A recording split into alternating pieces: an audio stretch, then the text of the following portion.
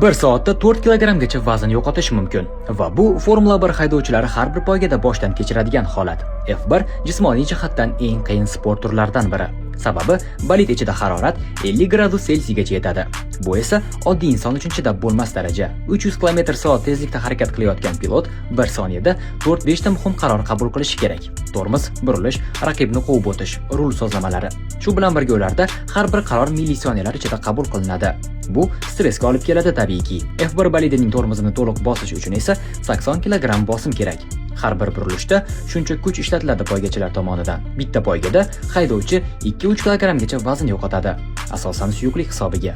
Ayrim poygalarda bu hatto 4 kilogramgacha yetishi mumkin. Bolidda mavjud bo'lgan ichimlik suvi esa o'yin oxirigacha yetmaydi afsuski. Chanqoq, bosim, issiqlikdagi qiyinchiliklar bilan shohsupaga ko'tarilganlar sportini biz bilan kuzatib boring.